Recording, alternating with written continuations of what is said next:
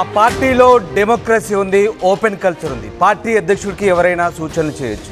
అలాగని పార్టీలో అంతర్గతంగా చర్చించుకునే విషయాల్ని అంతర్గతంగా పార్టీ అధ్యక్షుడికి మాత్రమే చెప్పాల్సి ఉంటుంది.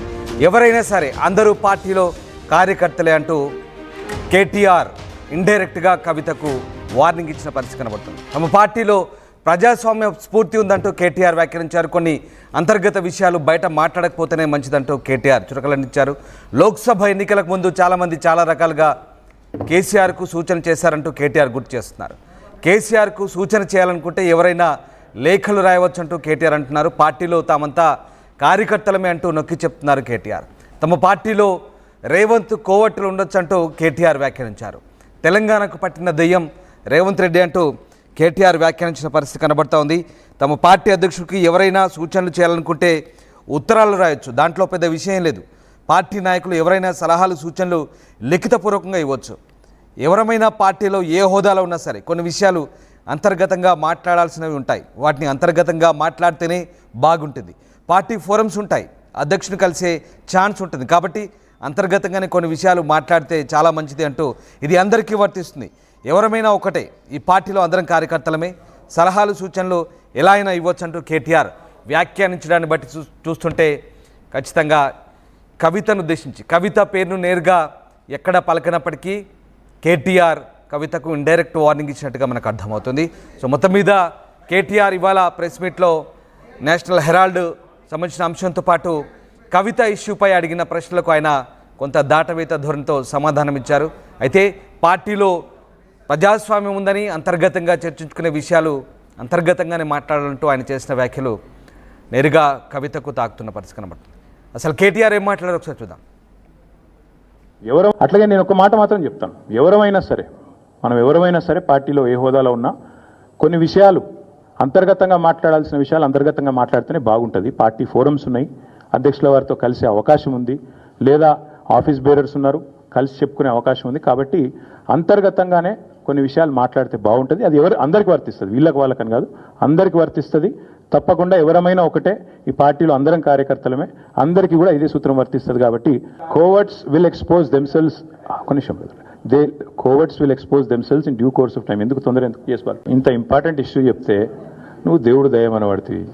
ఇప్పుడు ప్రస్తుతం మాకు తెలంగాణకు పట్టిన దయ్యం మాత్రం రేవంత్ రెడ్డి. ఆ రేవంత్ రెడ్డి అనే దయ్యాన్ని ఎట్లా వదిలించాలా అనేది మా తాపత్రయం. నేను చెప్పేది ఏమంటే, తెలంగాణకు పట్టిన శని కాంగ్రెస్, తెలంగాణకు పట్టిన దయ్యం రేవంత్ రెడ్డి. ఇప్పుడు ఆ దయ్యాన్ని శనిని ఎట్లా వదిలించాలనేది మా టార్గెట్. బీఆర్ఎస్ పార్టీ ఎమ్మెల్సీ కవిత వ్యవహారం ఇప్పుడు తెలంగాణ రాజకీయాల్లో హాట్ టాపిక్గా మారుతోంది. తన తండ్రి బీఆర్ఎస్ అధినేత కేసీఆర్కు ఆమె లేఖ రాయడం, కొంత అసహనాన్ని వ్యక్తం చేయడం, పార్టీ వ్యవహారాలకు సంబంధించి ముఖ్యంగా పార్టీలో కోవట్టులు ఉన్నారంటూ, కేసీఆర్ చుట్టూ కొంతమంది దయ్యాలు ఉన్నాయంటూ ఆమె చేసిన కామెంట్స్ ఇప్పుడు ఆసక్తికర చర్చకైతే దారితీస్తున్నాయి. దీనికి ఇవాళ కేటీఆర్ కూడా స్పందించారు. ముఖ్యంగా పార్టీలో అంతర్గతంగా చర్చించుకోవాల్సిన అంశాలు పార్టీ అధ్యక్షునితో అంతర్గతంగానే డిస్కస్ చేయాలంటూ సూచించిన పరిస్థితి కనబడుతోంది. పార్టీలో డెమోక్రసీ కూడా ఉందంటూ ఆయన నొక్కి చెప్పే ప్రయత్నం చేశారు. రైట్, మా కొలీగ్ మధు జైన్ అవుతున్నారు. మధు, కవితపై కేటీఆర్ రియాక్షన్ ఎలా ఉందనుకోవచ్చు? ముఖ్యంగా అంటే పార్టీలో అందరం కార్యకర్తలమై ఎవరైనా సరే కేసీఆర్తో కలిసి మాట్లాడవచ్చు, కానీ కొన్ని అంశాలు ఇంటర్నల్గా మాత్రమే డిస్కస్ చేసుకోవాలి, బయటకు బాహటంగా వ్యాఖ్యలు చేయొద్దంటూ ఆయన చేసిన వ్యాఖ్యలు నేరుగా కవితకు చురకలంటించినట్టుగానే మనం భావించాల్సి వస్తుందా?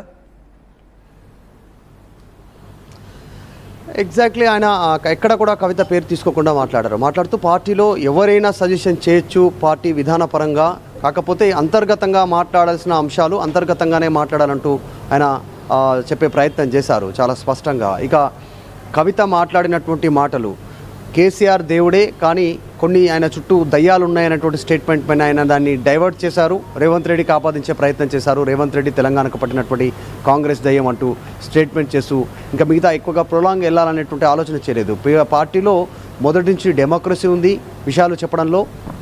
ఇప్పుడేం కొత్త కాదు. తెలంగాణ ఉద్యమ సమయం నుంచి తీసుకుంటే మొన్న జరిగినటువంటి ఓటమి తర్వాత కూడా ఎమ్మెల్యే ఎన్నికల ఓటమి తర్వాత ఆయన పార్లమెంటు సమావేశాల నియోజకవర్గాల వారిగా అప్పుడు చాలామంది ఆన్ రికార్డ్ మైక్లోనే చెప్పారు, కొద్దిమంది పేపర్లో రాసిచ్చారు, కొంతమంది కేసీఆర్కు లెటర్లు ఇవ్వాలంటూ కూడా ఇచ్చినటువంటి సిచ్యువేషన్ ఉంది. ఇదేం కొత్త కాదు. పార్టీలో ఎవరైనా ఏ అంశాలను చెప్పవచ్చు. ఇప్పుడు ఆ లేఖ విషయం అంత పెద్దగా ప్రాధాన్యత లేదు అనేటువంటి విధంగా కేటీఆర్ మాట్లాడినట్టుగా చాలా స్పష్టంగా కనిపిస్తూ ఉంది. ఏంది అనేట్టు ఇంకా ఫుల్ స్టాప్ పడేలా లేదు ఈ అంశం పైన. కవిత నిన్న ఎయిర్పోర్ట్ దగ్గర మాట్లాడినటువంటి మాటలు చాలా స్పష్టంగా 3 అంశాలను మాట్లాడారు.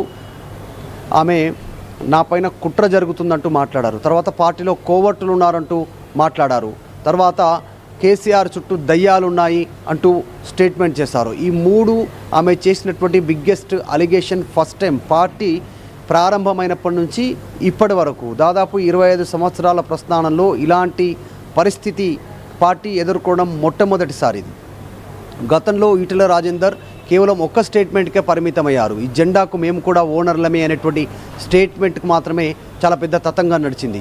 అది పక్కన పెడితే కవిత దాన్ని దాటి ఒక పరిధి దాటి ముందుకు వెళ్ళి స్టేట్మెంట్ చేశారు. కోవట్టులు ఉన్నారు పార్టీలో, సీనియర్లను కలవట్లేదు, నాపైనే కుట్ర చేస్తూ ఉన్నారు, నా లేఖనే బయటికి విడుదల చేశారంటే పార్టీలో సామాన్యుల పరిస్థితి ఎట్లా ఉందో అర్థం చేసుకోవాలనేటువంటిది పార్టీకే సవాలు విసిరేలా మాట్లాడారు. కానీ కేటీఆర్ ఆ విషయాలపైన అంటే కేటీఆర్ చెప్తుంది లేఖలు రాయడం పెద్ద గొప్ప విషయం కాదు, పార్టీకి కొన్ని ఫోరమ్స్ ఉంటాయి, పార్టీలో నేరుగా అధ్యక్షుని కూడా కలిసే అవకాశం ఉంది, ఇలాంటివన్నీ వదిలేసి బాహాటంగా మాట్లాడడం ఏంటనే ఒక అర్థం వచ్చే విధంగా అంటే చాలా ఖచ్చితంగా ఇక్కడ కవితను సూటిగా ఇక్కడ మాట్లాడుతున్నట్టుగా అనిపిస్తుంది. కవితను కోట్ చేస్తూ చెప్పినట్టుగానే అర్థం చేసుకోవచ్చు. ఎగ్జాక్ట్లీ, అసలు కనీసం పేరు ప్రస్తావన చేయలేదు. నిన్న అంత పెద్ద అలిగేషన్ చేసిన తర్వాత, పార్టీ పైన అలాంటి స్టేట్మెంట్ చేసిన తర్వాత వర్కింగ్ ప్రెసిడెంట్గా ఖండించాల్సినటువంటి అవసరం ఉంది, దానిపైన వివరించాల్సినటువంటి అవసరం ఉంది. లేకుంటే దానిపైన ఏదో ఒకటి మేము మాట్లాడుకుంటాం పార్టీలో అనేటువంటి ఒక స్టేట్మెంట్ కూడా చేయకుండా అసలు దాన్ని లెక్కలోకి తీసుకోకుండా కేటీఆర్ మాట్లాడినట్టుగా చాలా స్పష్టంగా కనిపిస్తూ ఉంది. సో కేటీఆర్ ఉద్దేశించి కవిత అన్నారా అసలు, లేకుంటే పట్టించుకోవట్లేదా? ఆమె రాసినటువంటి లేఖకు సంబంధించిన అంశంపైన అసలు కేసీఆర్ ఏం ఆలోచన చేస్తూ ఉన్నారు, దీనిపైన పార్టీ క్లారిటీ ఇవ్వడానికి ఎందుకు సిద్ధంగా లేదు అనేటువంటిది చర్చ ఆల్రెడీ ప్రారంభమైంది. ప్రతిపక్షాలకు ఆయుధం ఇచ్చినట్టయింది. నిన్న నుంచి ఆల్రెడీ బీజేపీ, కాంగ్రెస్ దీనిపైన పెద్ద ఎత్తున రియాక్ట్ అవుతూ ఉన్నారు కవిత మాట్లాడినటువంటి మాటలపైన. కవిత కూడా ఇక తగ్గేది లేదు, అలాగే ఉంటానంటూ ఆమె స్టేట్మెంట్ చేస్తూ ఆమె వెళ్ళిపోయారు. సో ఏం జరుగుతుందో తెలియనటువంటి పరిస్థితి. ఈరోజు కేటీఆర్ ప్రెస్ మీట్ ఉంది అని తెలియగానే ఖచ్చితంగా కవిత అంశాన్నే ప్రస్తావించనున్నారు, ఆమె గురించి క్లారిటీ ఇవ్వనున్నారు అనేటువంటి చర్చ కొనసాగింది సర్వసాధారణం. కానీ కేటీఆర్ ఎక్కడ కూడా కవిత పేరు తీసుకోవడానికి కూడా ఇష్టపడలేదు, ఆమె రాసినటువంటి లేఖపైన క్లారిటీ ఇవ్వడానికి ఇష్టపడలేదు. కామన్ లేఖ ఎవరైనా రాయొచ్చు అనేటువంటి రీతిలో మాట్లాడారు. సో దీనిపైన మళ్ళీ చర్చ ప్రారంభమైంది. మళ్ళీ కవిత దీనిపైన రియాక్ట్ అయ్యే అవకాశం కూడా ఉంది. రైట్, ఒకసారి మధు మీరు అలాగే లైన్లో ఉండండి.